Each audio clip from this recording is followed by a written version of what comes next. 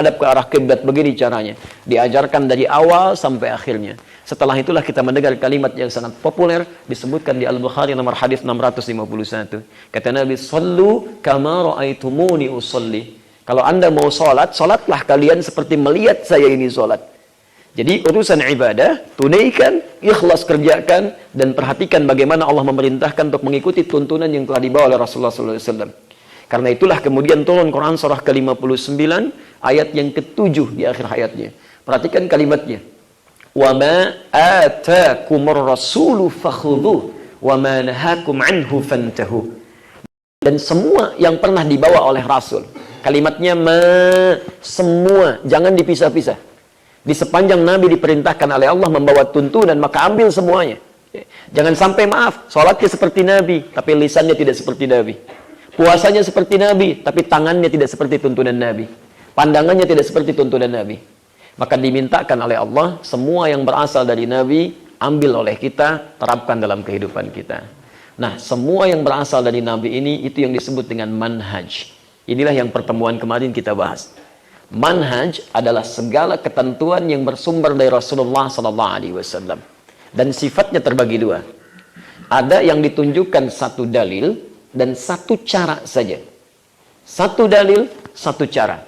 Ini menunjukkan bahwa hal dimaksud mudah dilakukan bagi siapapun dan tidak ada alternatif untuk menghindarinya. Karena semua orang bisa melakukannya. Satu dalil, satu cara. Masuk masjid, langkahkan kaki kanan. Hadisnya jelas. Ucapkan Allahumma ftah li abwaaba rahmatik. Tidak ada alternatif yang lain. Karena semua orang bisa melakukan yang sama.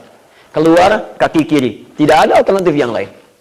Tapi yang kedua, ada kemudian hal-hal yang bersifat tanawwu'. Ya, dalil yang sifatnya beragam. Contohnya banyak. Tidak hanya satu cara. Tidak hanya satu cara. Maka ini yang telah kita jelaskan di pertemuan lalu sebagai kemudahan yang diberikan oleh syariat Islam, dicontohkan semuanya oleh Nabi karena tidak setiap orang bisa melakukan hal yang sama. Seperti kemarin pernah kita bahas, bacaan Al-Quran sampai ada 7 riwayat. Bismillah sampai dengan 4 cara. Yang paling menarik bahkan saat akan sujud pun bisa Nabi mencontohkan dengan lututnya misalnya. Abu Daud nomor hadis 838 dari Wa'il bin Hujr, posisi paling kanan sebelah bawah. Kemudian pernah Nabi mencontohkan dengan telapak tangannya ketika akan turun ke sujud. Masih di Abu Daud nomor hadis 841, posisi paling kiri sebelah atas di kitabnya, dari Abu Hurairah. Kenapa dua ini dicontohkan? Padahal Nabi bisa mencontohkan satu saja. Mungkin dengan telapak tangan saja, mungkin dengan lutut saja. Karena ternyata tidak setiap orang bisa mengerjakan hal yang sama. Ada orang yang lututnya bermasalah, dia mau gunakan apa? Karena itu diberikan alternatif oleh Nabi, jika Anda tidak mungkin menggunakan salah satunya, maka silahkan gunakan yang lainnya. Bisa sujud dengan telapak tangan duluan, seperti dipilih oleh Syekh Muhammad Nasruddin Al-Albani, atau bisa menggunakan lutut duluan, seperti dipilih oleh Syekh Ibnul Qayyim Al-Jauziyah. Ya, ini adalah kemudahan-kemudahan yang disebut dengan manhaj. Ketika Anda memilih salah satunya, maka itu yang disebut dengan madhab. Singkatan dari ma dhahaba ilaihi. Satu yang cenderung saya pilih karena tidak mungkin mempraktekkan keseluruhannya. Maka disinilah kemudian ulama-ulama meneruskan kepada kita. Sahabat menyampaikan kepada generasi setelahnya. Generasi setelahnya menyampaikan pada generasi setelahnya lagi. Yang saya pernah contohkan gambarnya. Ya. Mohon izin kalau saya agak sedikit cepat karena saya sudah pernah uraikan di pertemuan lalu. Nanti Anda bisa review kembali rekamannya. Saya hanya ingin simpulkan dulu dari sini. Semua yang berasal dari Nabi, ada yang sifatnya langsung satu dalil, satu contoh, ada yang sifatnya beragam tuntunannya untuk memudahkan. Inilah yang dirangkum oleh para ulama, khususnya ulama yang hidup di kalangan abad 2 Hijrah. Abad 2 Hijrah, di 200-an. Ulama ini ada 4 yang populer. 4 yang populer dan jadi bintang di dalamnya. 1 Imam Abu Hanifah, 2 Imam Malik, 3 Imam Asy-Syafi'i, 4 Imam Ahmad bin Hanbal. Mereka lah yang merangkum semua tuntunan Nabi dalam kitabnya dan mengajarkan sampai ke kita. Jadi kalau kita ingin belajar tuntunan dari Nabi, karena nggak pernah lihat Nabi, pasti sumbernya akan lewat situ. Imma lewat Imam Abu Hanifah, lewat Imam Malik, lewat Imam Asy-Syafi'i, atau lewat Imam Ahmad bin Hanbal. Jadi jalurnya itu yang kita pelajari, seperti saya pernah tunjukkan di pertemuan yang lalu. Nah, pilihan dalam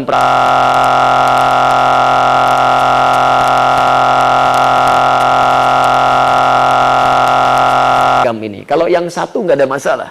Yang beragam inilah yang prakteknya seperti kelihatan berbeda. Padahal kemudahan dalam praktek ibadah yang bisa kita kerjakan.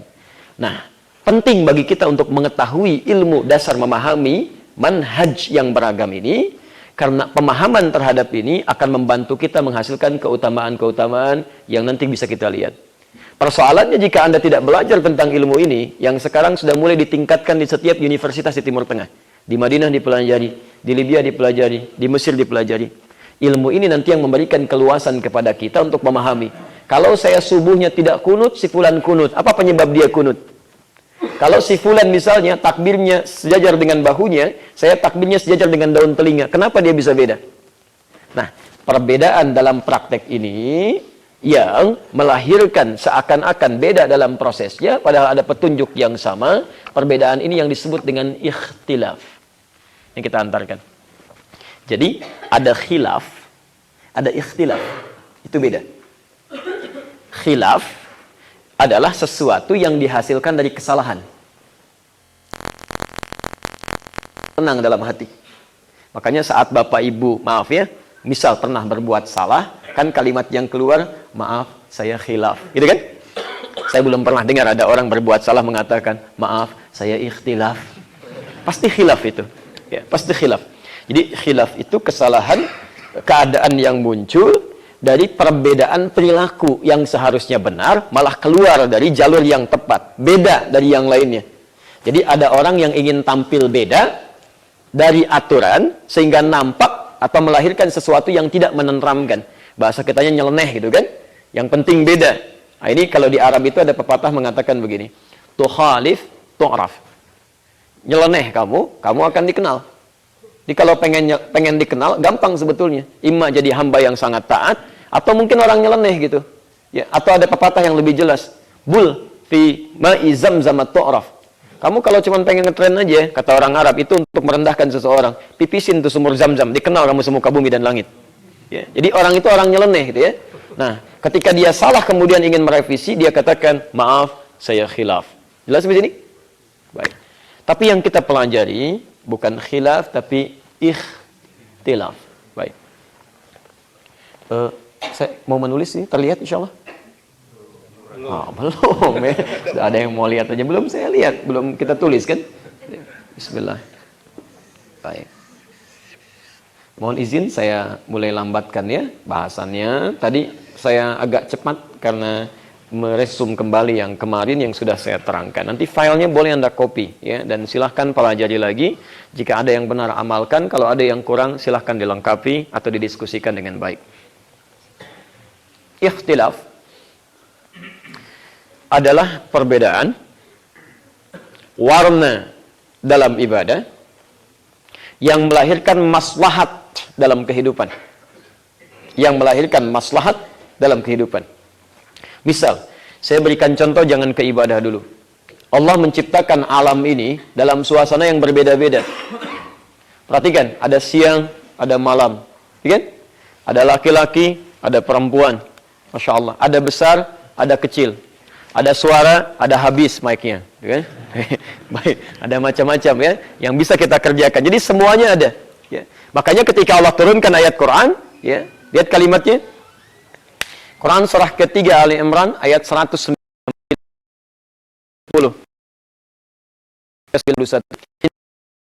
Inna fi khasabat wa ikhtilafil nahar wa ikhtilafil laili, ikhtilaf bukan khilaf.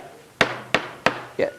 Di dalam setiap perputaran siang, malam, perbedaan di alam semesta ini, di situ ada tanda-tanda yang mendekatkan diri kita kepada Allah Subhanahu wa taala. La ayatil liulil albab. Jelas di sini? Baik, jadi setiap ada Allah ciptakan perbedaan dalam konteks yang wajar, itu pasti ada maslahat. Ya. Saya misalnya jadi manusia karena orang tua saya beda, ada laki-laki, ada perempuan. Ya kalau tidak beda, ya repot, gak akan lahir kita saat ini. Allah ciptakan Adam sama istrinya gitu kan, Hawa. Kalau sama keduanya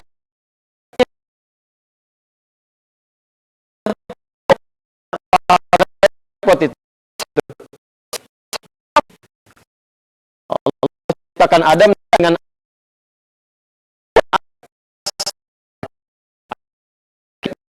misalnya ini sebagian. Jadi nggak usah pakai dalil. Izin ya, kenapa saya sampaikan ini? Karena ada satu riwayat yang disampaikan kepada kita, diduga sebagai hadis. Ya, disampaikan ikhtilafu ummati rahmah. Perbedaan dalam umatku itu bagian dari rahmat Allah. Pernah dengar hadis itu? Itu hadis palsu ya. Itu bukan hadis palsu. Nanti setelah kajian, insya Allah kami teman-teman bisa dibagikan nanti. Saya berikan nanti insya Allah ada buku menyoal hadis populer. Banyak hadis-hadis di sekitaran kita yang sebetulnya bukan hadis, tapi cenderung populer dalam kehidupan kita. Saya analisis nanti insya Allah dibagikan satu-satu setelah selesai kita kajian. Pernah dengar hadis ini? Makan saat lapar, berhenti sebelum kenyang. Pernah? Nah, itu hadis palsu, sangat palsu sekali. Palsu banget lah, bukan sekedar palsu. Saking palsunya, di kitab hadis palsu aja nggak ada, Pak. Betul. Adanya cuma satu kitab itu, Ar-Rahmah fi Tibbi wal Hikmah, karangan Imam Jalaluddin As-Suyuti, halaman 19 sampai halaman 25. Itu kisah sebetulnya, bukan hadis. Cuman terlanjur dipopulerkan, kemudian menjadi bahasan yang ramai diperbincangkan sebagai hadis. Dan tidak sedikit dikutip oleh para penulis. Ya. Yuk kita kembalikan ke sini. Nah, jadi dalam ibadah pun, kita bisa menemukan perbedaan-perbedaan yang sebetulnya bukan beda. Ya, dalam ibadah itu diterjemahkan dengan kemudahan. Ya. Yang Allah Subhanahu wa Ta'ala berikan kepada umat Nabi Muhammad SAW dalam praktek ibadah, karena tidak semua orang bisa mengerjakan hal yang serupa. Jelas sampai sini? Baik. Tapi tidak cukup kemudahan ini ditampilkan. Harus dipahami, dipelajari. Sebab kalau tidak dipelajari satu dengan yang lainnya, yang mudah ini justru nanti dalam prakteknya bisa menjadi sulit. Yang menenangkan ini tadinya ingin memberikan ketenangan. Kamu nggak bisa begini, kerjakan yang seperti ini. Petunjuknya langsung dari Nabi. Ingat, frame kita yang paling penting adalah Al-Quran, sumbernya. Yang kedua, As-Sunnah, tuntunannya. Ini aja. Jadi kalau keluar dari sini, kita harus sepakati dulu. Kalau keluar dari sini, kita tinggalkan. Tapi kalau ada di sini, itu yang kita kerjakan. Sederhana sebetulnya, yang nggak usah kreatif dan nggak usah repot. Ada di sini, ikutin. Nggak ada, tinggalkan, selesai. Gampang hidup kita itu. Tapi kita harus turunkan, tidak semata-mata Al-Quran, Sunnah. Ayo, saya mau ikut Nabi. Pernah nggak ketemu Nabi? Bagaimana kita bisa mendapatkan dari Nabi? Kita harus pelajari. Maka diturunkan ilmunya oleh para ulama, termasuk yang ini. Kita harus pahami. Kalau tidak paham, yang tadinya ingin mudah bisa jadi sulit. Yang tadinya menenangkan, bisa jadi meresahkan. Karena tidak memahami barangkali, yang satu mengerjakan sesuai dengan kemampuannya, yang lain mengerjakan sesuai dengan kadar keringanannya. Maka upaya untuk memahami sesuatu, mengambil dari Al-Quran. Kalau ingin belajar tentang runtutan ilmu dalam Islam, maka bahasa Qurannya, Quran surah 9 ayat 122. Posisi paling kiri sebelah bawah di pojok. Wa ma kana al-mu'minuna liyanfiru kaffah. Tidaklah semua orang beriman, semuanya mesti berjuang secara fisik. Ya, kalau ada yang berperang pada saat itu, menegakkan agama Islam dan sebagainya, gitu kan? Falaula nafar min kulli firqatin minhum ta'ifa liyatafaqahu fid din. Mesti ada sebagian dari mereka itu yang meluangkan waktunya tafaqahu fid din, untuk belajar tuntunan agamanya. Di sini menggunakan kata tafaqquh yang asalnya berasal dari kata fiqih. Fikih. Jadi kalau Bapak Ibu ingin belajar tentang masalah persoalan agama kita, ilmu tentang ibadah, itu kata Quran, belajarnya tidak cukup dengan ilmu, tapi dengan menggunakan fikih. Fikih itu secara bahasa artinya paham, mengerti. Jadi kita harus memahami, harus mengerti tuntunan-tuntunan yang dibawa oleh Nabi. Tidak cukup didengar saja. Ada sindiran tajam itu di Quran, sekalipun lembut cara menyindirnya, tapi tajam sekali. Ya, Quran surah 29 ayat ke-45 itu tajam sekali. Perhatikan kalimatnya, mohon izin ya, dengan bahasa bebas kalau kita mau sampaikan. Bahkan untuk hal sholat saja, umumnya orang yang sholat itu tidak paham, tidak mengerti apa yang dibaca dan dilakukan dalam sholatnya. Coba cek sampai barusan kita sholat itu. Berapa lama Anda menunaikan sholat? Ribuan kali kita menunaikan ruku dan sujud. Ngerti nggak yang dibaca dalam ruku itu? Jangan-jangan ada orang ruku tapi nggak paham yang diucapkan. Ada orang sujud nggak ngerti yang disampaikan. Makanya karena tidak memahami apa yang disampaikan itu, bacaannya nggak masuk ke dalam jiwanya. Ya, baca ayat tentang surga malah menangis. Baca ayat tentang neraka malah senyum-senyum, nggak nyambung gitu. Ya, Robbi firli biasa aja, padahal sedang minta ampun kepada Allah. Dia nggak ingat dosanya karena nggak ngerti yang dibacakan. Mau sampai kapan seperti itu? Bagaimana bisa khusyuk kalau nggak ngerti yang disampaikan? Anda saja urusan dunia di pekerjaan kantoran sampai dipahami dulu. Paham tidak? Ulangi lagi, dibuat training, dibuat pelatihan, sampai ngerti. Urusan dunia saja yang sementara yang nggak Anda bawa pulang, Anda pahami betul. Kenapa urusan akhirat kita main-main di sini? Dan itu selamanya kita akan bawa tuh. Maaf ya, jangan dulu gelisah kalau dalam urusan dunia kita kekurangan. Sebenarnya nggak ada yang kurang, Allah cukupkan. Cuman manusianya merasa kurang. Ya, cuman manusianya merasa kurang. Tapi jangan terlalu sedih. Tenang aja, kita meninggal, selesai semua itu. Kata manusia, kamu miskin, nggak apa-apa. Yang penting bekal ibadah akhirat, saya cukup. Begitu nggak gila sih, nggak dimakan.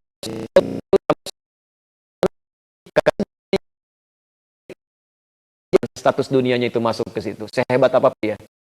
Ya, ada orang terkaya sekali, masya Allah ditulis ini. Gitu kan? Tapi kalau Anda miskin urusan akhirat, selamanya Anda akan miskin. Ya karena hidup akhirat itu abadi gitu. Makanya urusan akhirat itu jangan main-main di sini. Ya Allah menyampaikan di hadis qudsi, "Ya ibadi, khalaqtuka lil ibadah, fala tal'ab." Hambaku, saya ciptakan kamu untuk ibadah ya. Bukan meninggalkan dunia, bukan kerjanya mesti ibadah, makannya ibadah, minumnya ibadah, sehingga jadi ibadah. Ibadah itu yang menjadikan bekal kita dibawa ke akhirat. Fala tal'ab, kamu jangan banyak mainnya ya. Ya, jangan lalai gitu. Begitu mau minum, bismillah, kita minum, jadi ibadah tuh. Kalau cuma minum saja, jangankan kita, non-muslim aja bisa. Minuman itu nggak akan dibawa pulang, keluar lagi dalam bentuk yang kotor, gelasnya nggak akan ikut. Kalimat bismillah itu yang mengantarkan itu menjadi ibadah di akhirat. Jelas sampai sini? Baik, sekarang fokus. Nah, kita mesti paham kata Quran. Fikih. Bahkan di hadis Al-Bukhari nomor hadis 71. Posisi paling kiri sebelah atas dari Abu Hurairah. Man yuridillahu bihi khaira yufaqihu fiddin. Kata Nabi, siapa yang sudah diinginkan oleh Allah menjadi orang baik menurut Allah, itu akan diberikan bimbingan di jiwanya, diringankan langkahnya untuk belajar memahami tuntunan agamanya. Jadi tidak cukup dengan ikut taklim saja, Pak, Bu. Ada ibu-ibu taklim, bapak-bapak majlis taklim. Kalau pelajarannya tidak memahamkan Anda tentang urusan agama, itu belum baik menurut Allah. Di taklim yang baik itu bukan sekedar rame. Yang diinginkan bukan ramenya, paham tentang isinya gitu. Itu poinnya. Jelas ya? Halo? Baik, alhamdulillah. Baik, dari sini kita ingin teruskan dulu. Sekarang ada tuntunan dari Nabi menjabarkan isi Al-Quran, diterjemahkan oleh para ulama, digabungkan fikih ikhtilaf. Upaya memahami perbedaan-perbedaan tuntunan dari Nabi untuk kemudahan ibadah itu supaya mudah dipraktikkan. Jadi ini saatnya, mari kita lihat. Termasuk nanti, maaf, kalau ada orang-orang yang dalam praktek perbedaan ini belum bisa memahami, berarti ilmunya belum belajar. Karena belum paham dia di situ. Atau ada orang-orang yang mempraktekkan di luar tuntunan ini, berarti dia pun belum ada ilmunya. Ya, harus kita kemudian dalami kembali. Nah, sekarang saya agak cepat, karena yang kemarin sudah saya terangkan bagannya dari mulai Rasulullah sampai ke kita. Sekarang saya akan berikan dulu 3 hal penting untuk subuh ini. Kita sampai jam berapa subuh ini?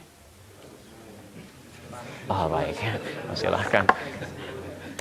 Baik ya, silahkan. Sampai 9, saya syuruk selesai, Anda jam 9 silahkan di masjid ya. Baik. Nanti mohon dibantu ya, ini bahasan yang sangat penting sekali. Saking pentingnya, ini suara sampai habis tuh di mic-nya tuh ya.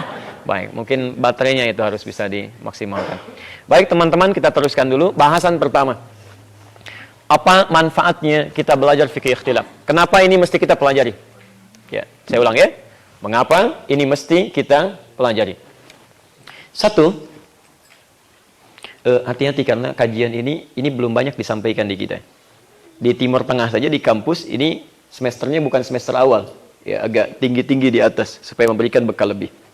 Baik, fikih ikhtilaf pertama menghadirkan manfaat, membantu kita untuk memahami tuntunan Islam secara komprehensif, secara luas. Jadi kalau Anda belajar fikih ikhtilaf, Anda bisa mempelajari tuntunan Nabi secara menyeluruh, tidak hanya satu-satu. Misal, ya, nanti kita ambil contoh kasus ya. Pernah dengar doa iftitah? Pernah dengar doa istiftah? Baik, ada yang iftitah, ada yang istiftah. Mana yang benar? Halo, yang iftitah.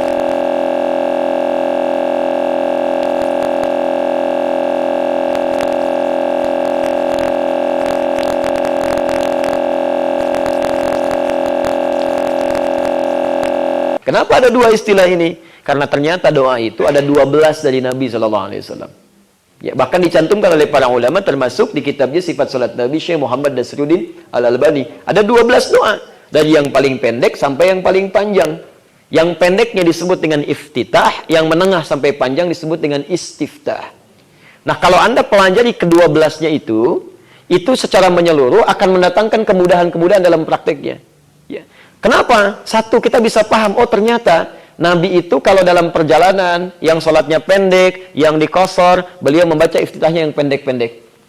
Tapi kalau sedang tenang suasananya, tidak ada gangguan yang lain, beliau baca yang panjang-panjang. Dengan belajar fikih ikhtilaf ini, Anda pelajari ke-12-nya, sehingga bisa dipraktekkan sesuai dengan tuntutan kondisi kita pada saat itu. Tapi kalau Anda nggak pelajari, misalnya cuma satu saja, Anda hafalkan yang Allahumma ba'id saja. Al-Bukhari nomor hadis 711 misalnya. Atau yang wajah itu saja, gitu kan? Hadis Muslim nomor hadis 1848. Misal, Anda hafalkan itu, begitu Anda dihadapkan pada suasana yang mendesak, Anda akan kebingungan. Mana yang saya pakai nih? Ya. Sudah mau boarding, pesawat sudah mau berangkat, ditungguin gitu kan? Baca iftitah yang dibaca yang panjang. Tiba-tiba begitu mau check-in, mau naik pesawat, pesawatnya sudah tinggal landas duluan. Nah, itu ada repot di situ kan? Baik, jadi dengan belajar fikih ikhtilaf, kita bisa mengetahui tuntunan dari Nabi SAW secara menyeluruh, sekalipun yang kita praktekkan satu di antara sekian yang ada. Jelas sampai sini? Baik. Yang kedua, belajar fikih ikhtilaf itu bisa memahami tentang tuntunan Nabi yang disepakati oleh ulama. Awas, hati-hati. Yang disepakati oleh ulama yang tidak ada perbedaan di dalamnya. Dan yang diperselisihkan oleh ulama dalam prakteknya. Jadi, dengan belajar fikih ikhtilaf ini, kita akan dibantu lewat ilmu ini untuk memahami, ini loh yang disepakati oleh para ulama dari Nabi cuma satu cara, nggak ada yang lain. Jadi kalau Anda misalnya beda dari praktek ini, bukan nabinya yang salah, bukan ulama yang keliru, kitanya yang keterlaluan. Ya. Semua ulama sepakat, Nabi mempraktekkan satu, tiba-tiba Anda kreatif misalnya. Nah, yang salah bukan tuntunannya, yang salah kita yang tidak tahu ilmunya. Saya beri contoh misal. Kita mau takbir ya. Tangan diangkat begini. Baik, saat tangan diangkat sejajar dengan bahu misalnya, Al-Bukhari nomor hadis 715 di sini.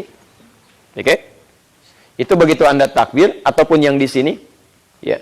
Hadis Muslim nomor hadis 391, terdapat juga di An-Nasai nomor hadis 1101. Diangkat bisa di sini, bisa di sini. Sejajar dengan daun telinga. Tapi, baik Anda angkat yang di sini, sejajar dengan bahu, ataupun diangkat sejajar dengan daun telinga, ketika semuanya akan disimpan di dadanya, kalimat Nabinya cuma satu. An-Nasai nomor hadis 886. Fawadha'a yadahul yumna alal yusra. Fa. Huruf perangkai yang cepat, nggak ada jeda. Fawadha'a, ketika diangkat langsung letakkan. Langsung. Tidak ada gerakan lain. Makanya dalilnya satu, contohnya satu. Semua ulama sepakat. Angkat, simpan. Di fikih ikhtilaf ada kaidah. Kalau cuma ada satu dalil, satu contoh, berarti semua itu dipandang mampu melakukannya dan tidak perlu mencari yang lain karena semua ulama sepakat. Jadi kalau Anda beda sendiri, misal, saya itu tiap hari, kiri melulu yang saya simpan. Gak enak, gak sopan.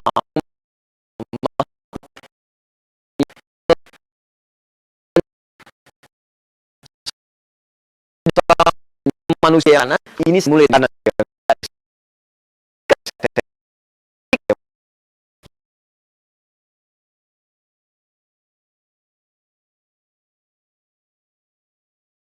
Ya lihat tuntunannya. Nabi ngajarin sahabat mempraktekkan. Semua ulama sepakat. Jadi dari Nabi sampai ulama semua sepakat. Anda beda sendiri. Berarti yang salah bukan nabinya.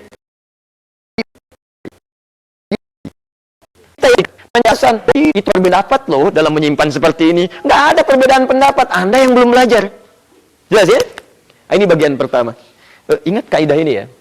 Dalam persoalan ibadah, itu landasannya cuma satu. Dalil. Ad-dinu huwad dalil. Jadi kalau kita ingin mengerjakan ibadah, landasannya bukan kreativitas kita atau ide kita. Dalil ada enggak? Ya. Itu standar supaya Allah memudahkan praktek ibadah kita. Jadi Allah itu tidak menginginkan kita susah. Quran surah kedua ayat 185. Yuridullahu bikumul yusra wala yuridu bikumul usra. Allah menginginkan Anda mudah dalam ibadah, tidak ingin menyulitkan Anda. Makanya ayat hukum di Quran itu cuma 300 ayat, Pak. Kurang lebih 300 ayat dari 6.236 ayat. Berapa persen? 5%. 5%. 10% yang 600 bagi 2, 300 ayat. Ya. Salat dalam sehari berapa kali ditunaikan? Halo? Berapa rakaat? Masya Allah, usia segini masih 5 kali juga. Dan 17 rakaat. Ada anak kecil, Pak, sekarang itu. Usianya masih 4 tahun, 5 tahun, Bu, ya. Masya Allah, datang ke masjid masih sholat sunnah. Setelah itu dia tunaikan 12 rakaat sunnahnya. Ada yang malah mabit di masjid sampai tahajud juga. Ada anak usia 4, 5 tahun. Sholat fardunya sama, 17 rakaat. Ditambah lagi kemudian dengan sunnahnya 12 rakaat yang rawatibnya. Malamnya masih tahajud. Anda usia 40 tahun, 50 tahun. Masya Allah.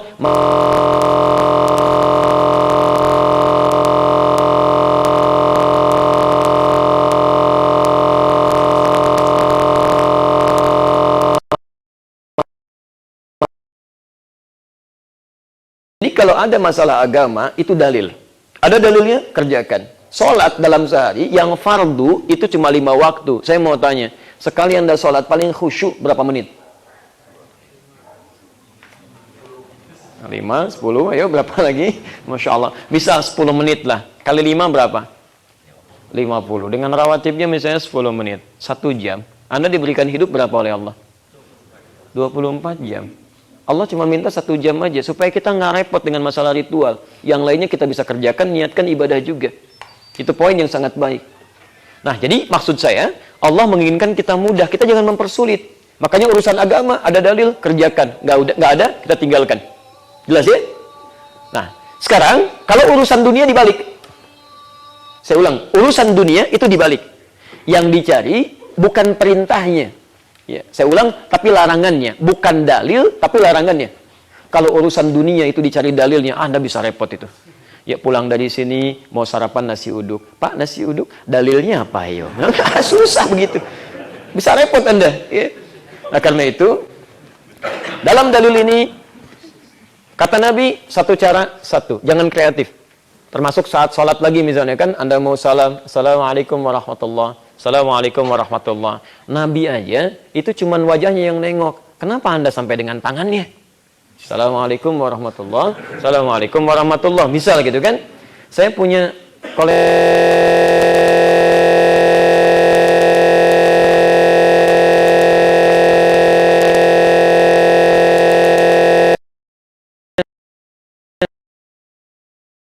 ya, jadi dalam konteks ini saya juga tidak bermaksud mengecilkannya, tapi kita kembali kepada tuntunan untuk melacak dalil yang benar di sini. Jelas?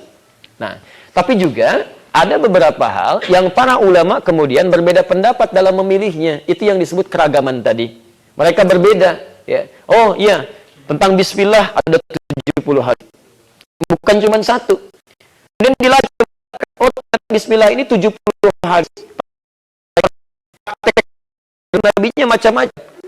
Ya, Masya Allah, ada yang pernah dijaharkan, ada yang pernah dijaharkan oleh Nabi, ada yang dan ditelusuri oleh mereka, disimpulkan, oh ini ada 4 cara di sini. Cuman para ulama nanti berbeda dalam mempraktekannya, mesti memilih salah satu.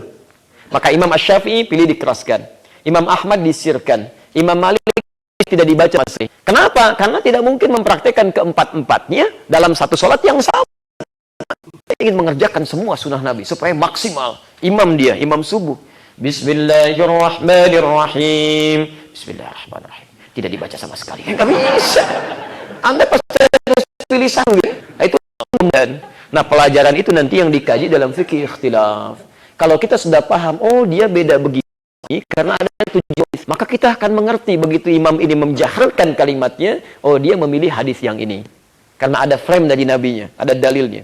Oh dia disirkan, oh berarti dia hadisnya yang ini. Sama-sama kuat, tinggal kemudahan dalam praktiknya aja. Sehingga ini bisa disikapi dengan nyaman. Saya tugas di Mekah itu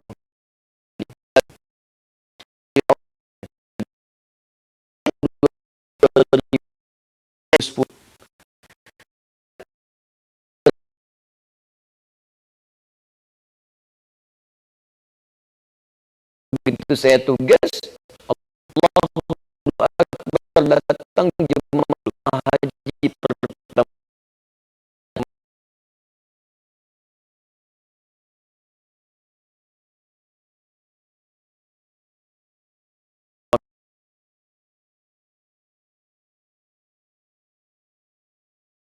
itu Syekh Sudes yang pimpin. Di sana kan disirkan gitu kan beliau. Alhamdulillahi Rabbil Alamin. Oh, iki imamnya Muhammadiyah tuh katanya. Masya Allah. Ya. Jadi yang dipahami, kalau dia nggak baca Bismillah, itu Muhammadiyah. Kalau baca Bismillah, itu NU. Informasi aja, zaman Nabi belum ada tuh Muhammadiyah dan NU. Ya, jadi yang disampaikan tuh kemudahan. Itulah pentingnya fikih ikhtilaf untuk mengetahui itu. Jelas ya? Baik. Saya kembalikan lagi. Kemudian, yang ketiga, dengan belajar fikih ikhtilaf, kita bisa memilih pilihan yang memudahkan kita untuk mempraktekannya. Kalau Anda nggak belajar itu, Anda akan kesulitan dalam ibadah. Misal, dalam sifat sholat Nabi, kita mau sujud. Tadi kan ada dua pilihan ya. Bisa pakai lutut, bisa pakai telapak tangan. Saya ambil dua contoh ulama besar saja. Ibnu Qayyim al-Jauziyah menulis sifat sholat Nabi yang pertama, beliau gunakan lututnya, beliau pilih dengan lutut. Syekh Muhammad Nasiruddin Al-Albani, beliau gunakan telapak tangannya. Anda kalau belajar di satu aja misal, oh saya mau pakai telapak tangan, taunya ini aja, nggak belajar yang lain. Nah itu nanti ketika Anda bermasalah dengan tangannya, Anda nggak bisa menggunakan yang lain, mau pakai apa coba? Begitu mau sujud, bingung karena tangannya sedang bermasalah. Anda mau sujud pakai apa? Ayo, gitu kan? Begitu mau begini susah tuh. Ya, tapi kalau Anda pelajari, oh bisa gunakan lutut saya. Begitu tangan bermasalah, lutut gunakan. Begitu lutut bermasalah, telapak tangan gunakan. Dan Nabi itu sudah mengatur dengan petunjuk Allah. Nggak mungkin ada yang lainnya, kecuali dua ini aja. Jadi sepanjang pakai lutut itu benar, pakai telapak tangan juga benar, tetap yang salah itu, yang pakai kepala duluan tuh. Ya. Atau yang tidak sholat, itu aja sederhana. Jadi dengan belajar fikih ikhtilaf, kita bisa memilih mana yang mudah kita kerjakan. Sesuai dengan dalil, itu patokannya. Jelas di sini ya? Baik. Sama, kayak bangkit kemudian dari sujud itu, sujud yang kedua. Kan ada duduk i'timad begini ya. Ya, duduk i'timad, naik seperti ini. Itu ada di Talhisul Khabir, nomor hadis 392. Kalau punya kitabnya, jilid pertama, halaman 466.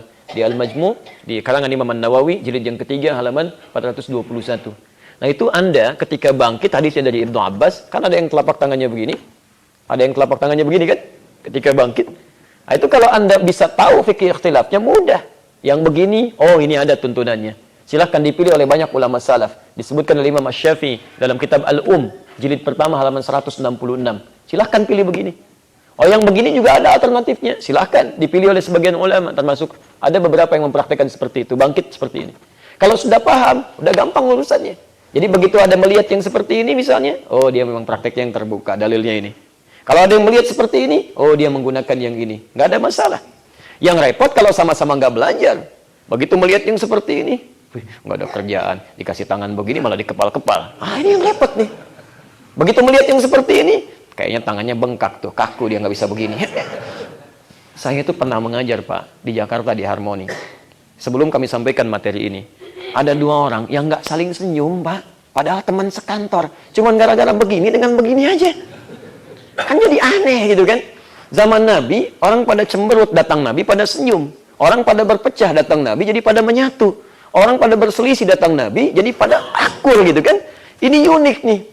Ternyata yang satu mengatakan, nggak benar yang begini. Yang sunnah Nabi itu begini nih. Gitu kan? Allahu Akbar. Dia jelaskan dalilnya, nggak mau terima. Apa yang terjadi? Satu kali, diketahui tangan yang tadinya begini itu, tiba-tiba begini Pak. Begitu naik tuh. Temannya bingung. Kamu kenapa sekarang jadi begini? Dia nggak jawab.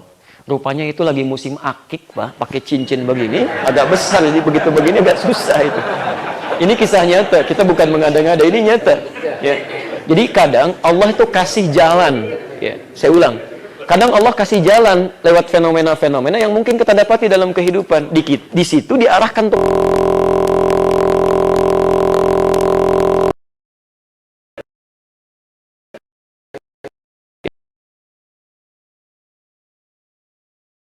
Ya. Nah, termasuk taklim. Taklim itu sifatnya menenangkan jiwa. Itu disebutkan oleh Nabi. Ada sifatnya penambahan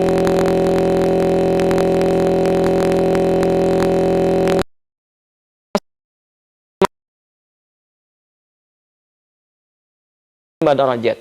Ya, taklim yang benar itu kata Allah, yarfa'illahu alladzina amanu minkum. Allah akan angkat iman kalian dengan belajar itu, walladzina utul ilma darajat, dan yang belajar. Kalimat belajar diawali dengan iman. Artinya kalau Anda ingin belajar dengan siapapun, cara belajar yang bisa meningkatkan iman.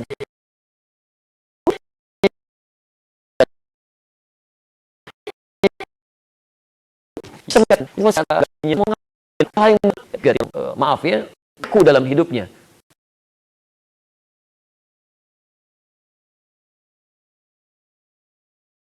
Kebaikan dan bermanfaat ya.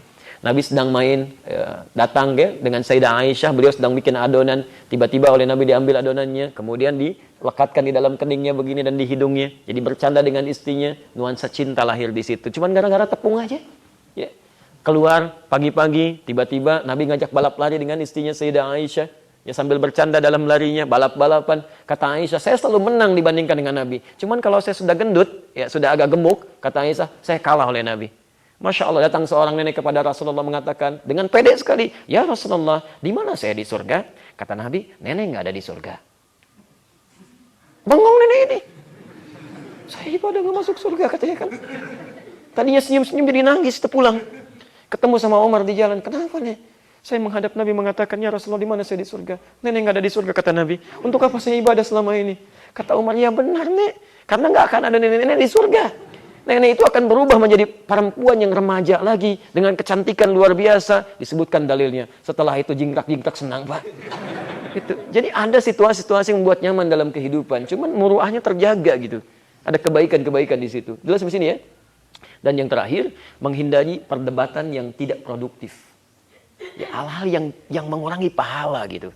Nah, teman-teman sekalian, ingat betul ini ya. Nabi pernah menyampaikan, orang yang menghindari perdebatan sekalipun dia benar. Jadi misal ada orang menanyakan sesuatu, Anda jawab, ini ada ketentuannya, dia ngajak berdebat yang tidak produktif misalnya, padahal sudah jelas Anda benar tapi Anda hindari itu. Kata Nabi, orang seperti ini akan dibangunkan istana di pinggiran surga. Orang yang meninggalkan perdebatan sekalipun dia benar dan dia menjaga kebaikan di lingkungannya, itu akan dibangunkan istana di pinggiran surga. Gak apa-apa di pinggiran juga, yang penting punya daripada nggak sama sekali. Ayo coba siapkan gitu. Kalau Anda merasa belum punya, ayo maksimalkan. Ya, At-Tirmidzi dalam hadis 414. Ya, Sayyidah Ummu Habibah itu pernah bersama Nabi, dinasihati oleh Nabi, diberikan satu amalan. Kata Nabi, "Man shalla isnatai asyrata rak'atan fi yaumin wa lailatin." Siapa yang bisa menunaikan salat sunnah 12 rakaat, yang mengiringi salat fardunya siang dan malam. Arba'an qabla dhuhri, 4 rakaat sebelum zuhur. Rak'ataini ba'daha, 2 rakaat setelahnya. Rak'ataini ba'dal maghrib, 2 rakaat setelah maghrib. Rak'ataini ba'dal isya, 2 rakaat setelah isya. Wa rak'ataini qabla subhi, dan 2 rakaat sebelum subuh. Buniya lahu bihinna baitun fil jannah. Akan dibangunkan baginya kalau konsisten mengerjakannya sampai wafat, dibangunkan baginya satu rumah di surga. Ummu Habibah itu kurang apa? Istri Nabi, keluarga Nabi, dekat dengan Nabi. Sudah pasti punya rumah di surga dengan Nabi lagi. Tapi begitu mendengar kalimat tadi, kata beliau, laqad azamtu ala nafsi bima ma'na. Saya telah bertekad pada diri saya. Ma taraktuha tula hayati. Saya tidak akan pernah tinggalkan itu selama hidup saya. Tidak akan pernah tinggalkan itu selama hidup saya. Istri Nabi, dekat dengan Nabi, keluarga Nabi, di surganya bersama Nabi, rumahnya pun bersama Nabi. Begitu mendengar ada pahala seperti itu, saya tidak akan pernah tinggalkan selama hidup saya. Ada perempuan, maaf Bu ya, bukan yang di sini. Bukan istri Nabi, tetangga Nabi juga bukan, keponakan Nabi juga bukan. Surganya belum jelas, amalan masih berantakan, hisab masih menegangkan. Masya Allah. Dan tahu belum punya rumah di surga, jangankan sunnahnya, yang fardu masih terlambat aja. Ibu ada yang sudah punya rumah di surga? Halo, boleh angkat tangan? Atau bapak suaminya ada yang sudah punya rumah di surga? Kalau belum punya, sadar belum punya, ayo bangun dari sekarang. Bahkan kita 2 rakaat sebelum subuh. Alhamdulillah, pondasi sudah ada. Tinggal nanti 4 sebelum zuhur jangan tinggalkan. Karena pondasi yang lain harus ada. Kalau Anda tinggalkan salah satu, Masya Allah, zuhur dikerjakan sebelumnya 4, pondasi sudah siap. Ditinggalkan setelahnya 2, maghribnya nggak dibangun. Silakan, Anda dapat pondasinya aja. Ya. Anda rumah dunia aja dibagus-bagusin, kompleknya ditata dengan baik. Kenapa nggak disiapkan rumah Anda di surga dari sekarang? Dan nggak bayar? Nah, itu coba yang cerdas ya. Smart dalam beramal. Dan hati-hati hal yang bisa mengurangi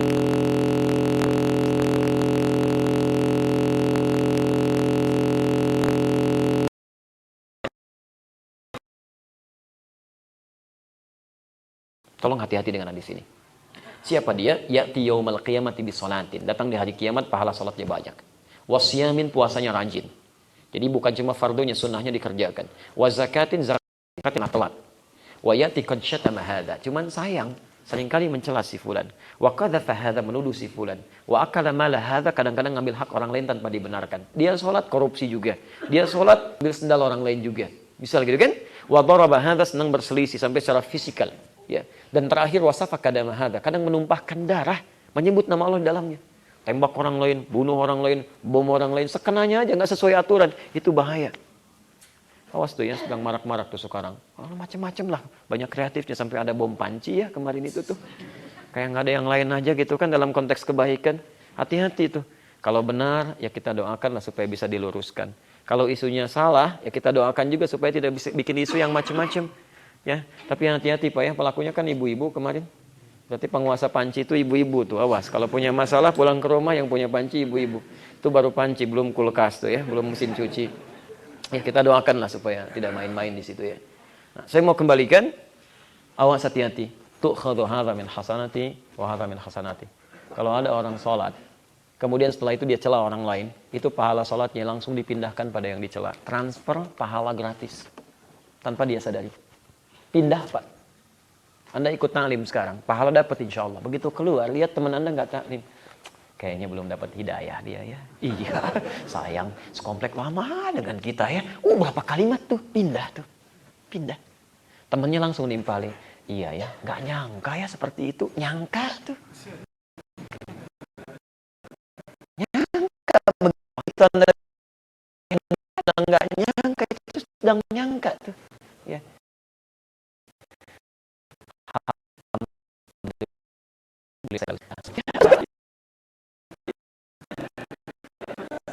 Jadi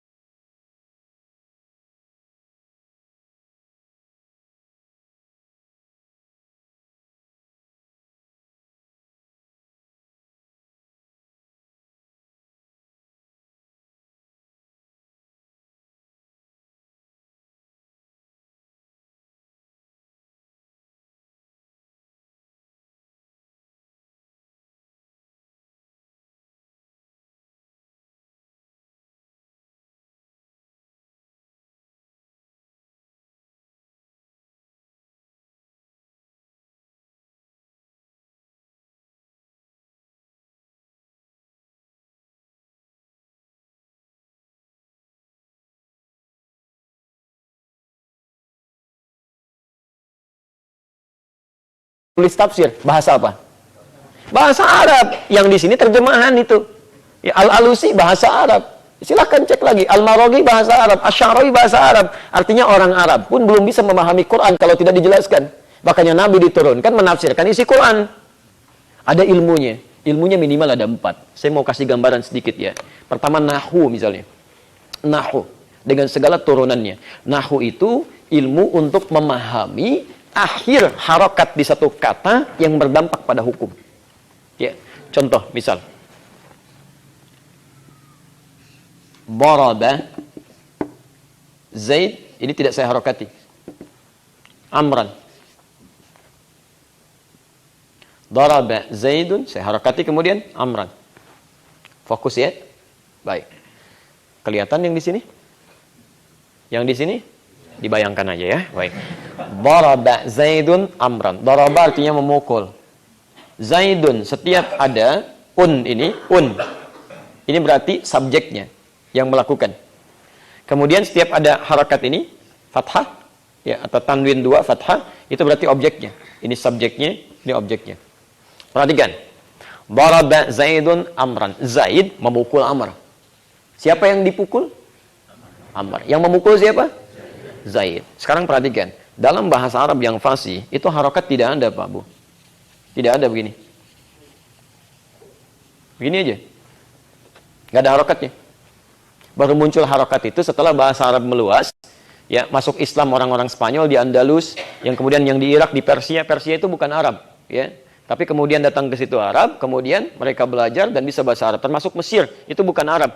Libya itu Afrika Utara. Cuma kemudian setelah paham bahasa Arab, Islam sudah mulai meluas jadi negara Arab dari sisi bahasanya. Nah, oleh Khalil bin Ahmad Al-Farahi di tahun 150 Hijrah, kemudian untuk memudahkan dibuat harokat. Asalnya nggak ada. Kalau kalimatnya seperti ini, lihat kalimatnya. Misal, ini bisa dibaca daraba Zaidan misalnya kan, Amrun. Kalau dibaca daraba Zaidan Amrun, berarti yang pukulnya itu adalah Amr, yang dipukulnya Zaid. Nah, itu untuk menjelaskan seperti itu, ilmunya disebut ilmu nahwu. Kalau nggak belajar ilmu nahwu, bisa ketukar-tukar itu. Hati-hati. Dulu pernah ada yang salah. Innallaha bari'um minal musyrikina wa rasulihi. Salah. Harusnya wa rasuluhu. Fatal di situ. Itu baca At-Taubah bisa keliru. Ya. Misal, manfaatnya lagi yang bisa kita pahami dengan baik. Contoh cepat saja. Di Quran ada fa, ada waw, ada thumma. Ini ilmu nahwu. Quran surah ketiga Ali Imran ayat 38 sampai 39. Ya. Nabi Zakaria berdoa kepada Allah supaya minta keturunan. Ya Allah, saya sudah berobat sana sini. Mereka mengatakan gak mungkin punya keturunan. Saya minta kepadamu. Tiba-tiba setelah berdoa, ayat 39-nya turun malaikat. Kalimatnya menggunakan fa. Fanadathul malaika. Malaikat langsung datang menyeru, menyampaikan. Wa huwa qa'imun yusalli fil mihrab. Sedangkan beliau masih berdiri dalam mihrabnya. Annallaha yubashshiruka bi Yahya. Allah kasih kabar gembira. Doa kamu dikabulkan akan punya anak. Namanya langsung dari Allah Yahya. Ketika malaikat turun, itu menggunakan fa kalimatnya. Bukan waw, bukan thamma. Di ilmu nahwu dijelaskan, fa itu harfu atfin bila hudud. Huruf perangkai yang cepat. Menyambung dua peristiwa cepat tanpa jeda. Jadi begitu peristiwa pertama itu berakhir, doanya selesai, langsung muncul jawaban. Itu fa. Tapi kalau menggunakan waw, ada jeda. Ada jeda. Barangkali selesai sholat dulu, baru doa dikabulkan. Kalau pakai thumma, berdoanya sekarang, jawabannya bisa besok. Itu ilmu nahwu yang menjelaskan kepada kita tentang konteks seperti ini. Jelas di sini? Kedua, sharaf. Ya, sharaf itu perubahan bahasa. Itu ada 12 turunan lagi. Beda antara satu dengan yang lainnya. Misal, maaf. Jalasa, apa artinya? Duduk. Ya, tapi tidak semua duduk. Bisa diartikan telah duduk atau duduk saja. Kalau saya bilang saya akan duduk, maka berubah kalimatnya. Jadi yajlis. Ajlis saya, yajlis dia. Tempat duduk jadi majlis. Berubah kalimat. Perubahan kata-kata ini akan melahirkan perubahan makna. Misal, dalam bahasa Arab misalnya kan, mohon izin, pelan-pelan. Kalau Anda ingin katakan satu orang laki-laki, maka kalimatnya normal, muslim, selesai. Kalau Anda ingin katakan perempuannya, tambah di ujungnya, tak marbutah, muslimah. Gampang, sederhana. Mukmin, laki-laki. Perempuan, mukminah. Muhsin, laki-laki. Perempuan, muhsinah. Mukhlis, laki-laki. Perempuan, mukhlisah. Soim, laki-laki. Perempuan? Oh, dapat ya. Baik. Jadi, tak di ujungnya. Nah, tapi kalau Anda ingin banyakkan pada perbuatan, itu ilmu sharaf. Ya, bisa tambah di ujungnya. Ya, maaf, yu'min, orang beriman. Kalau banyakkan tambah yu'minun. Yuqim, satu orang. Kalau banyakkan yuqimun. Perintah sholat pertama menggunakan bentuk banyak. Al-Baqarah ayat 3, posisi paling kiri di pertengahan. Alladzina yu'minuna bil ghaib wa yuqimunas shalah. Itu ciri orang takwa. Ketika Anda membaca menggunakan ilmu sharaf, menggunakan yuqimun, banyak orang. Berarti orang takwa itu cirinya ketika dia sholat, dia bersama banyak orang, berjamaah. Itu terjemahan yang baik.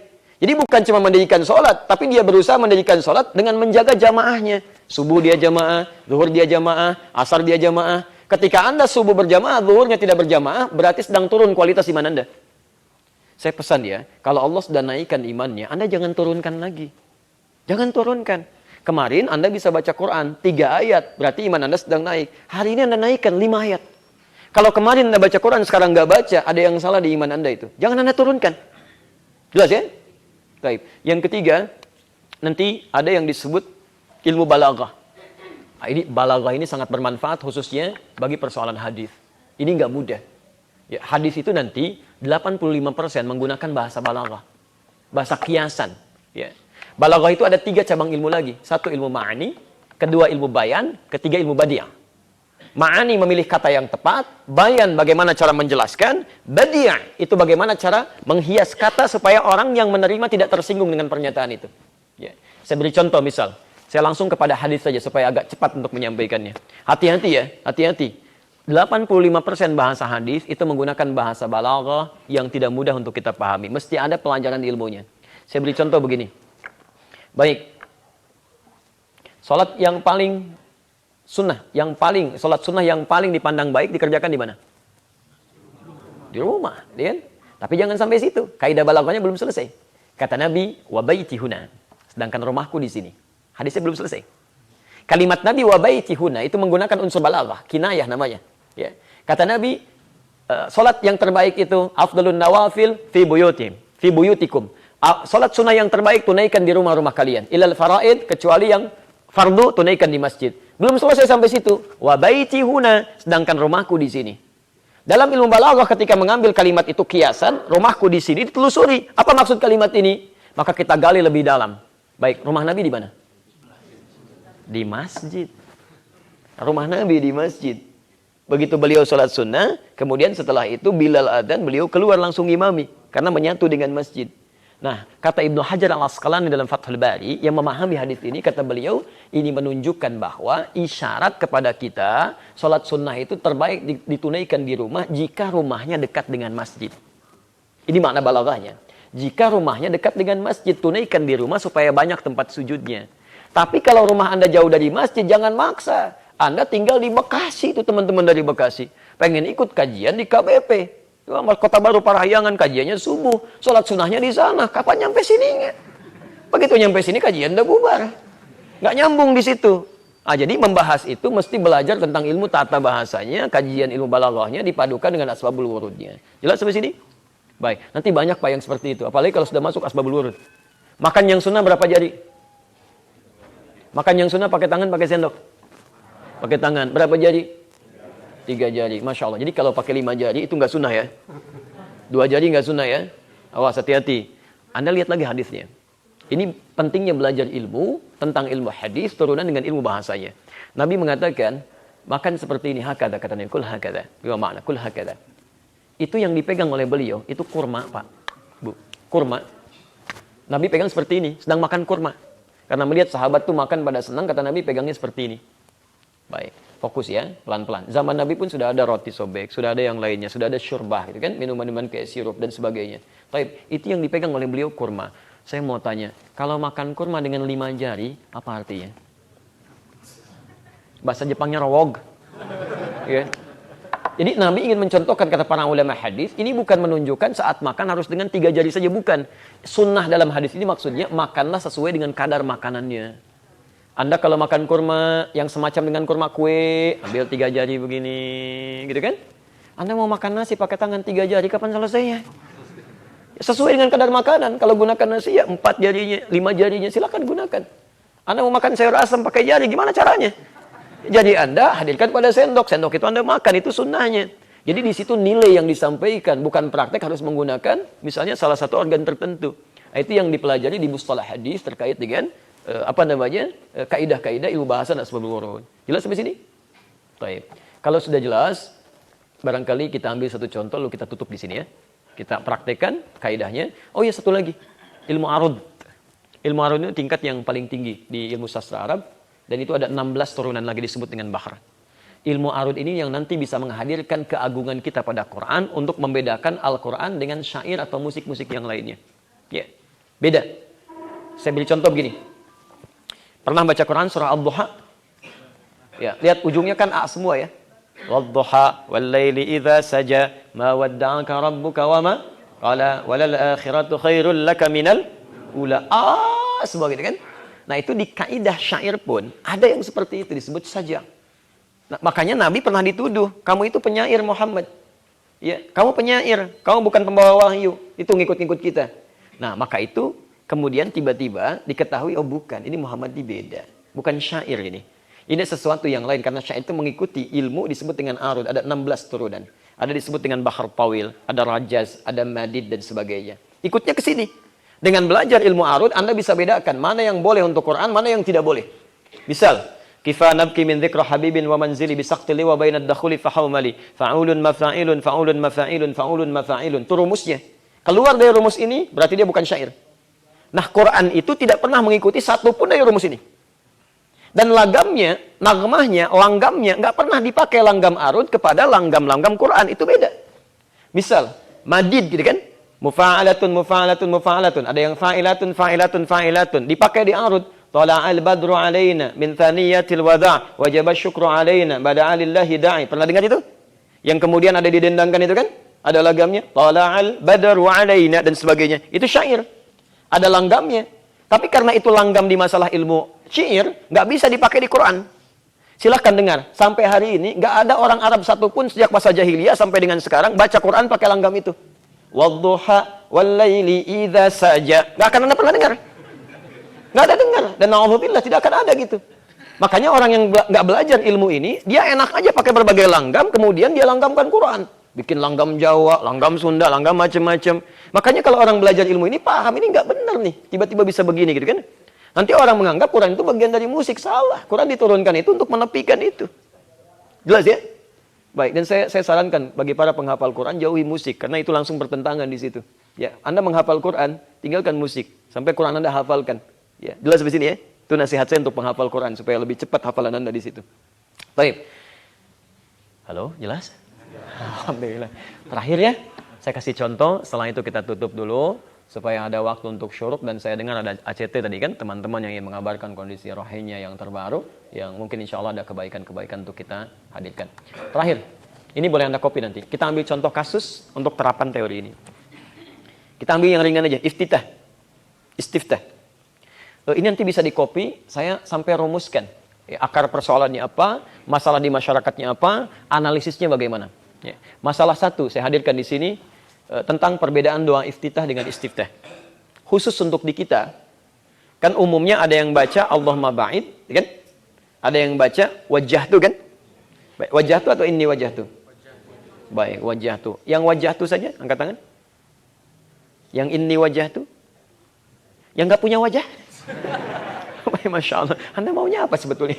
Ini susah gitu. Baik, kita hadirkan dulu sebentar. Akar persoalannya, baik. Bacaan ini sering dikaitkan dengan ormas tertentu. Ya, yang sering saya tampak di masyarakat, pokoknya kalau Allah mau ba'id, itu Muhammadiyah. Atau Persis gitu kan. Kalau yang wajah tuh, atau ini wajah tuh, itu NU gitu kan. Masya Allah. Bahkan seleksi sekolah pun diterkait dengan hal ini. Kalau nggak baca itu salah jawabannya. Kan jadi keterlaluan menurut saya nih. Ya. Kasian gitu. Anak dari sejak dini dipakemkan dengan tertentu dan dia ditutup. Nah, ini berbahaya di sini. Sehingga dikondisikan dari sejak kecil untuk bermasalah dengan yang lainnya. Wah, ini kalau nggak gini, bukan bagian dari golongan saya. Ini bukan bagian dari golongan saya. Padahal Nabi mengajarkan yang sama. Karena itu kita ikuti, termasuk menghukumi real sunnah dengan bacaan tertentu. Kalau baca ini, sunnah. Kalau nggak baca, itu bukan sunnah. Awas, itu berbahaya. Nah, sekarang kita coba keluarkan analisis semua hal ini. Caranya kemudian kita keluarkan dulu argumentasi dalilnya. Jadi kalau Bapak Ibu ingin membahas sesuatu dalam hal prakteknya,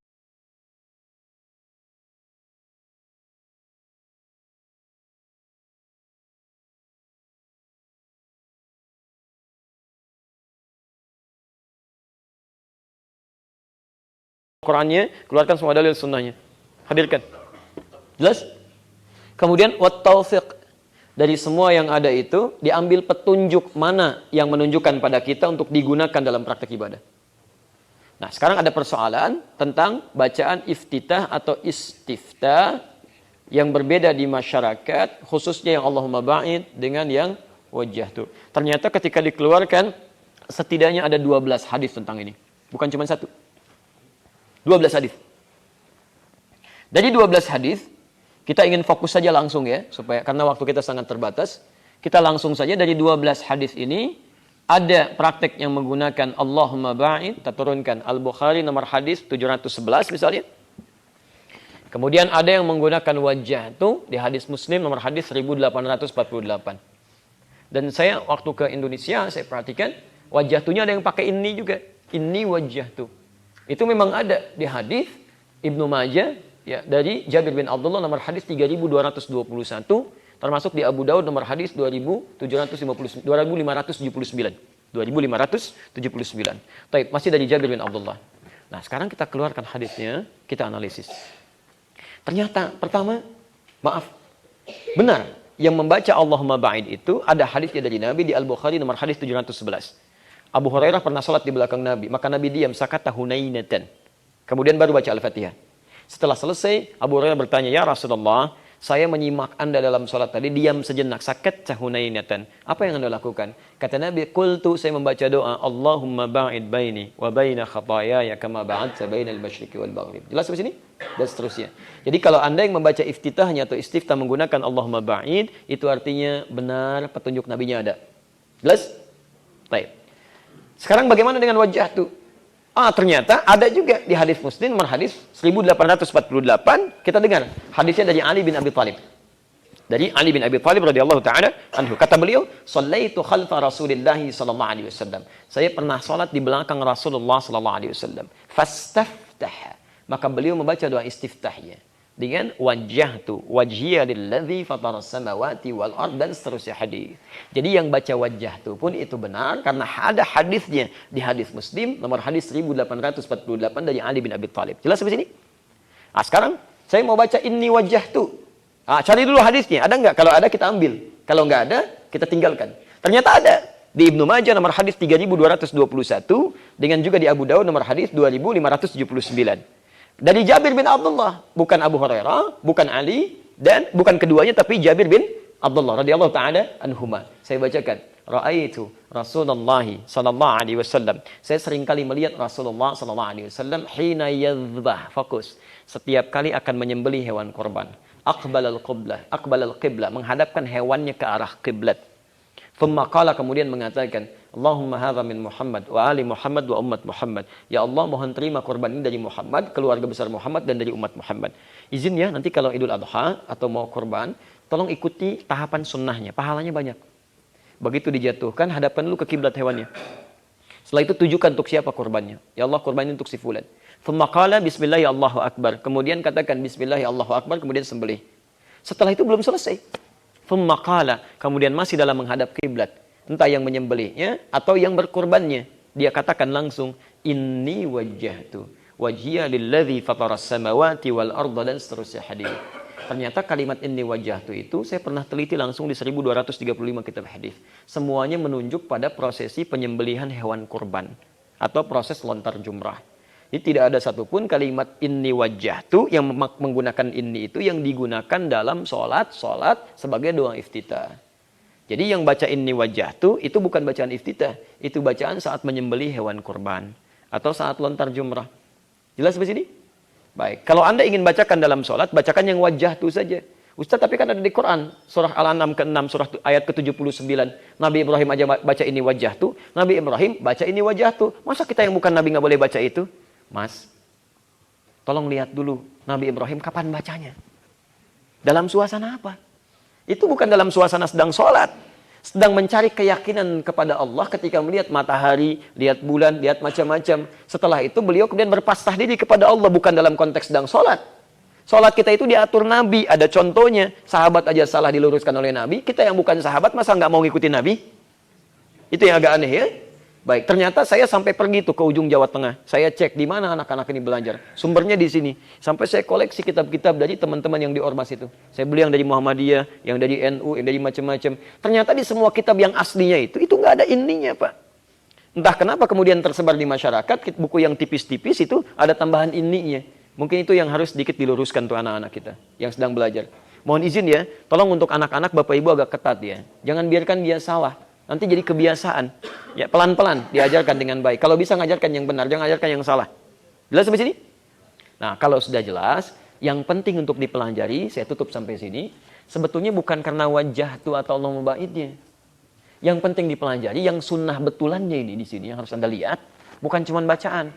Yang penting Anda lihat kapan Nabi baca Allahumma bait, kapan Nabi baca wajah itu. Nggak pakai Kapan Nabi baca? Dan bagaimana kita mempraktekannya? Di situ kita akan dapatkan nikmat yang mengikuti sunnah Nabi sallallahu alaihi wasallam. Ternyata Nabi itu, kalau baca Allahumma ba'id, itu seringkali dibaca dalam sholat siangnya. Kalau disebutkan sholat siang, itu yang disebutnya fardu. Dari mulai subuh sampai isya. Itu definisi fikih. Kalau sholat malam, itu pasti qiyamul lail atau tahajud. Jelas itu. Kalau disebutkan sholat malam, pasti qiyamul lail atau tahajud. Kalau sholat siang dalam fikih itu fardu. Jadi ternyata Nabi itu lebih banyak membaca Allahumma ba'id. Seringkali, lebih banyak. Walau tidak setiap waktu. Seringkali lebih banyak membaca Allahumma ba'id dalam sholat-sholat siangnya. Yang fardunya. Sedangkan sholat malamnya, beliau lebih banyak membaca yang wajah tuh. Di samping doa lainnya. Yang ya Rabba Jibril wa Mikail dan sebagainya. Tapi lebih banyak yang dibacakan yang wajah tuh. Di sini rahasianya kita kupas. Kenapa beliau dalam sholat siang lebih banyak membaca yang Allahumma ba'id. Baik. Sekarang kita baca dulu kalimatnya, kita pahami ya. Lihat, fokus, bacakan. Allahumma ba'id baini wa baina khataayaya kama ba'adta bainal masyriqi wal maghrib. Baik, teman-teman tolong fokus sini. Saya tuliskan sedikit ya. Bayangkan aja ya sebelah sana. Baik. Allahumma ba'id. Ini. Ya, saya ajarkan ilmu bahasanya dulu ya. Saya ajarkan ilmu bahasanya. Allahumma ya Allah, kalau ada bahasa Allahumma, itu permohonan dengan lembut, dengan merendah. Jadi kalau Anda ucapkan Allahumma, berharaplah dengan baik. Ud'u rabbaka tadarruan wa khufyah. Ya, memohon dengan penuh kelembutan. Ba'id, mohon jauhkan, bukan cuma jauh tapi sejauh-jauhnya. Jadi dalam bahasa Arab itu ada ba'id, ada yang pakai tasydid, ba'id. Kalau kalimatnya menggunakan yang kedua ini, ba'id, itu artinya sesuatu yang dijauhkan, tapi masih kelihatan. Ba'id as-sa'ah anni. Tolong jauhkan jam dari saya. Jauhkan. Ditempel di dinding. Saya masih lihat. Itu menggunakan tasydid. Ba'id. Tapi kalau tidak menggunakan tasydid pakai alif, alif itu fungsinya mempanjangkan bacaan. Ba'id. Itu jauhkan sejauh-jauhnya. Saya nggak mau lihat lagi. Jelas ya? Hati-hati. Ba'id. Ya. Jadi kalau ada yang mengatakan, Ba'id anni. Tolong menjauh dari saya. Pakai tasydid, artinya kita masih boleh kelihatan sama dia. Tapi kalau sudah katakan, ba'id, tolong menjauh, saya nggak pengen lihat kamu. Ya, kalau standar bahasa Arab, ukhruj, keluar, saya kan? Itu keluar, sopan. Barrah, itu agak kasar. Tapi kalau sudah mengatakan ini ya, hati-hati. Misal di Masjidil Haram ada kalimat, ruah. Itu kasar banget. Ruah itu dari kata roh. Dia ingin katakan, kamu keluar dari sini dengan roh-rohnya sekalian. Jangan di sini gitu kan, dengan roh-rohnya sekalian. Itu tolong pahami kalimat itu. Jangan senyum, rawah. Karena belum paham gitu ya. Itu sedang marah orang itu. Ya. Baik, kembalikan ke sini. Ba'id.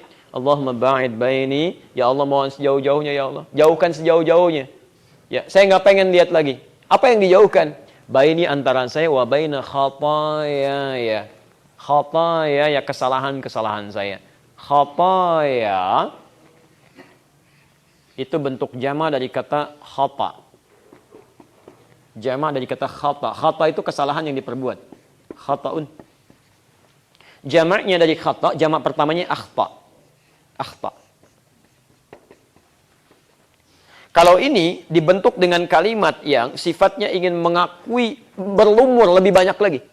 Ini banyak, yang ini merasa nggak terlukiskan, banyak banget dosanya, salahnya banget. Ya, maaf, salahnya banyak banget. Maka diganti dari akhta menjadi khataya.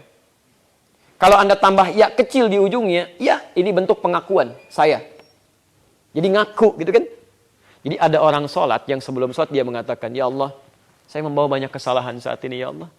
Mohon ya Allah, jika dalam sholat ini saya banyak salah selama ini, mohon ya Allah, jauhkan antara saya dengan kesalahan-kesalahan yang saya perbuat. Di situ Anda akui. Mungkin sebelum sholat, Anda berbuat salah pada tetangga, Anda pernah mengecewakan pasangan hidup, membuat ibunda Anda menangis, sehingga ridha Allah tidak diturunkan pada Anda. Itu yang menghambat rahmat Allah turun pada Anda. Begitu Anda merasakan khataya, ya akui di situ. Jauhkan ya Allah. Saya nggak pengen lihat lagi sejauh-jauhnya, jangan diungkap lagi di akhirat. Mohon tutup ya Allah. Karena di akhirat nanti akan dibuka semuanya. فَمَنْ يَعْمَلْ مِثْقَالَ ذَرَّةٍ خَيْرًا يَرَهُ وَمَنْ يَعْمَلْ مِثْقَالَ ذَرَّةٍ شَرًّا يَرَهُ. Yang baik diperlihatkan, yang buruk diungkap. Anda mengatakan dari sejak hidup, mohon ya Allah jangan dibuka nanti. Allahumma naqqini minal khataya kama yunaqqa thawbul abyadhu minad danas. Kalau memang sulit ya Allah, mohon ya Allah bersihkan saja ya Allah seperti pakaian dibersihkan dari noda. Kalau perlu gunakan air yang sangat dingin untuk menghancurkannya. Bil ma'i wat thalji wal barad. Teman-teman sekalian, kenapa ini sering dibaca dalam salat-salat siang? Karena umumnya dalam aktivitas siang itu, siang bagi kita itu lebih banyak aktivitas dibandingkan dengan malam. Silahkan cek, banyak mana beraktivitas siang atau malam? Siang. Orang yang banyak beraktivitas itu lebih besar banyak potensi salahnya dibandingkan dengan orang yang diam. Anda kebanyakan jalan, berpotensi riskan kepleset dibandingkan dengan menata langkahnya. Kebanyakan melihat, bisa salah lihat. Sering-sering lihat TV, tiba-tiba iklan. Masya Allah, iklannya shampoo yang tampil rambut orang. Salah juga. Bapak kalau lihat iklan shampoo, lihat shampoo-nya, lihat orangnya. Tuh. Mau lihat mobil, lihat-lihat. Masya Allah, lihat iklan mobil yang tampil perempuan. Kan beda gitu, bisa salah lihat.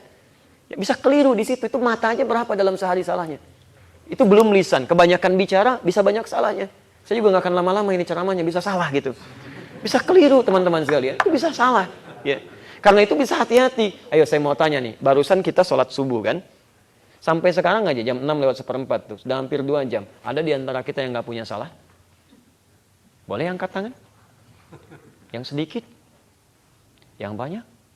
Tuh saking banyaknya nggak bisa ngangkat kita. Sudah salah tuh.